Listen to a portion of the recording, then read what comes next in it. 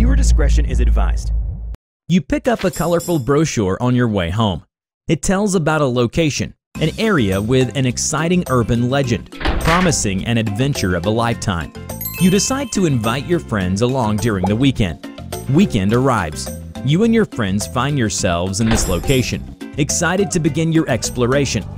Following the brochure, you suddenly find several theme park mascots standing in the distance and moving towards you.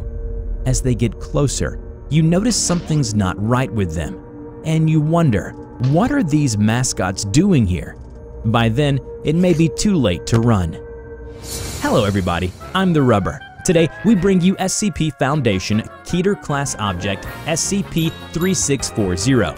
SCP-3640, also known as Escape from the House of Mouse, takes the form of tourist brochures advertising self-guided tours of areas that are associated with urban legends, haunted sightings, and folklore in the U.S. state of Florida. Anyone who reads an instance of 3640 and visits the specified location at any of the specified times will be hunted and become a prey by an instance of SCP-3640 Alpha. While the 3640 is the bait in the form of a brochure, the Alpha is the predator that takes the form of various cheerful and friendly-looking character mascots of popular cartoons and theme parks. Some of the characters include a mouse, a duck, or a dog, all the classics that children know and love. After certain tests with D-Class personnel, the Foundation was able to observe Alpha to follow certain rules when selecting their prey. They include: the Alpha will only approach people who have read 3640, the brochure, and avoid any who has not read it. Additionally, if all members of a group have read the brochure, the number of Alpha hunting the group will be equal to the amount of the members in the group. And finally, the Alpha will not pursue prey that cross out of the Florida state lines. Best keep that in mind when you encounter one during your pleasant walk in the theme park. While there are clear understandings over the mode of operation of 3640 and the Alpha, it's still a mystery on how the Alpha grow and consume its prey. The following is a recorded interaction between a Foundation personnel and the Alpha. The Foundation has sent out an agent dubbed D-15, armed with nothing but a dart pistol with tranquilizer rounds and a GPS tracker embedded inside his body, on a mission to incapacitate and to retrieve an Alpha. D-15 was instructed to follow the instructions of the brochure and shoot the mascot with his dart pistol should he encounter any. This is a lake monster tour, but I'm on the lookout for a children's theme park mascot? Why am I looking for a mascot? Why is it here, and what is it doing here? D-15 looked around and waved his flashlight anxiously. Just keep following the tour. It was dark, and D-15 was the only one with a heartbeat in the tour. He could only see as far as his flashlight could illuminate. Soon, he arrived at the end of the tour. Command? I've reached the end of the tour. I've followed all the directions. It's just more river. Understood. Turn around and return to the drop-off point for pickup. He waved his flashlight at a ripple on the river, illuminated a partially submerged alligator. Phew, this is creepy. As he turned around, a splashing sound came from the river. D-15 looked back, and his flashlight revealed the Alpha, which resembled the mascot of a duck character from a children's cartoon. Oh no, take this! He took out his dart gun and shot at the Alpha, but it didn't respond to his shots, nor did it make any sound apart from its footsteps as it slowly moved towards D-15.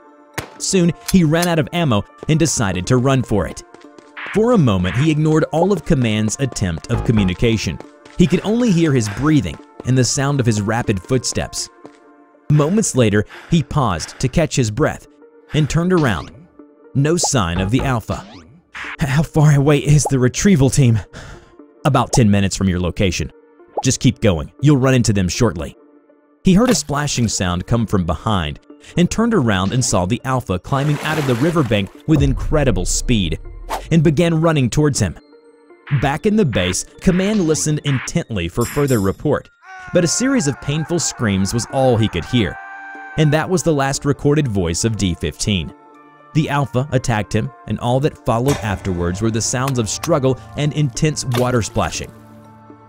Upon arriving at the scene, the retrieval team found only the camera and reported no signs of both D-15 and the Alpha.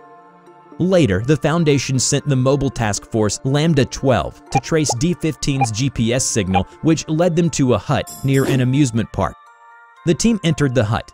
It was a normal maintenance hut with some nearly empty shelves. One of the team members picked up a roll of duct tape from the shelves and examined it. Not quite what I was expecting.